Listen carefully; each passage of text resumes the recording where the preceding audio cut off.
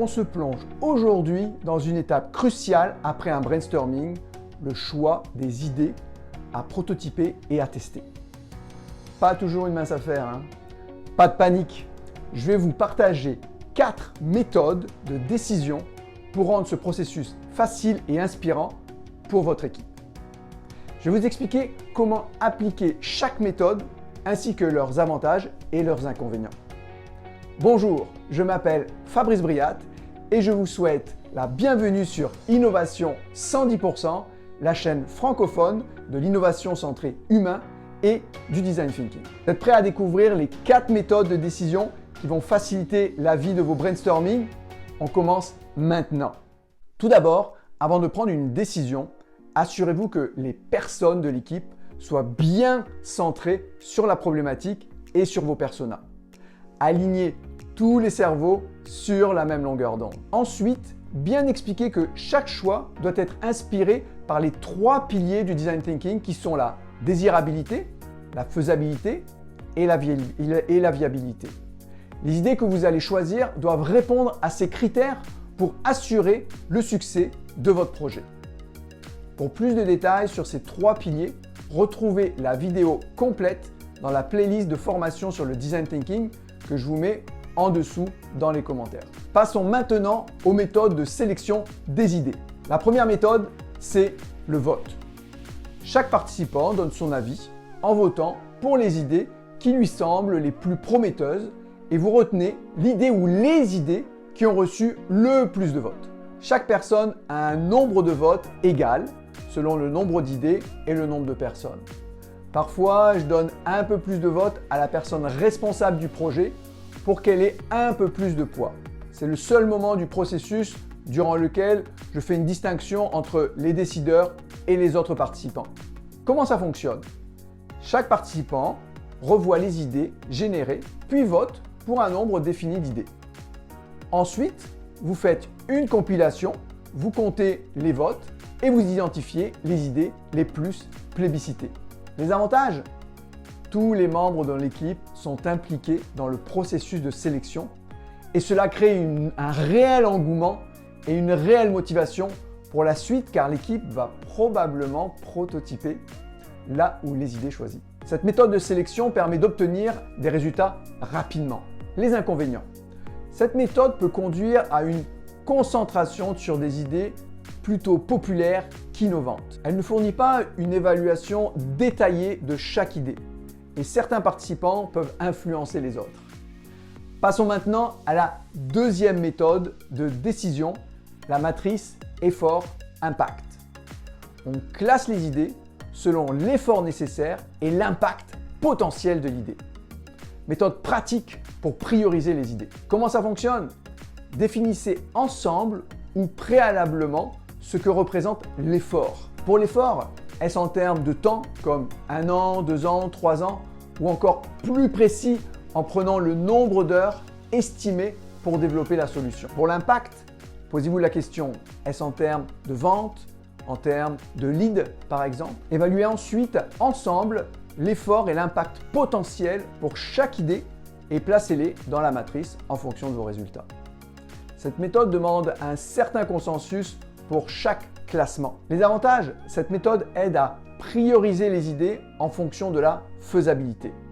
Elle offre une visualisation claire des idées et facilite la communication des priorités au sein de l'équipe. Les inconvénients, elle peut, je vous l'avoue, simplifier excessivement l'évaluation de la faisabilité et de l'impact. Avant d'attaquer la troisième méthode de décision, j'aimerais vous partager un outil supplémentaire pour vous assurer une année d'innovation réussie. Votre dose supplémentaire d'inspiration. Je vous invite à télécharger dès maintenant le e-book Innovation 110%. Découvrez 52 situations inspirantes sur l'innovation et ce n'est pas tout. Pour chaque citation, je vous offre 3 conseils et outils concrets que j'ai personnellement testés et approuvés lors de mes projets. Je vous invite donc à aller sur innovation110.com, innovation110.com pour télécharger votre e-book Innovation 110%. Ne manquez pas cette chance de booster votre capacité d'innovation dans tous vos projets. Passons maintenant à la troisième méthode, la matrice how, now, wow. Cette matrice permet de choisir des idées selon leur originalité et leur complexité de mise en œuvre. Les now incluent des idées bleues, les idées normales, faciles à implanter, ces fameux quick wins.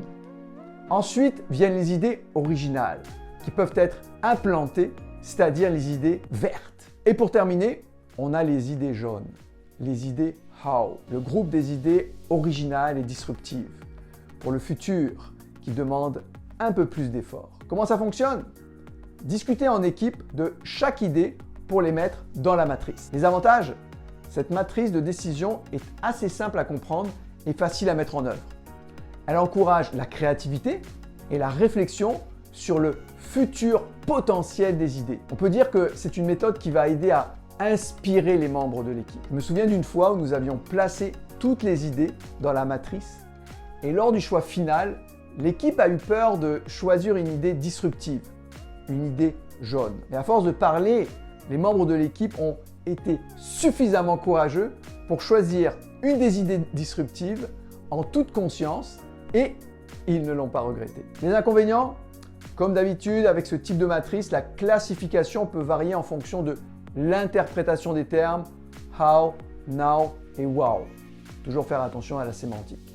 C'est pour cette raison qu'il faut que tout le monde se mette d'accord dès le début dans la définition de ces différents termes. Ce n'est pas la solution la plus rapide. En effet, elle peut entraîner des discussions prolongées car elle nécessite tout de même un peu plus de consensus. Vous voulez une matrice encore un peu plus détaillée, encore plus objective? Je vous donne une solution bonus, la matrice d'évaluation multicritères. Cette matrice évalue les idées sur plusieurs critères prédéfinis pour lesquels vous allez y attribuer un coefficient et un score. Vous allez ainsi avoir une note totale pour chaque idée. Comment ça fonctionne? Dans un premier temps, définissez des critères d'évaluation selon votre domaine de projet, ainsi qu'un coefficient selon le poids de chaque critère, entre 1 et 5 par exemple.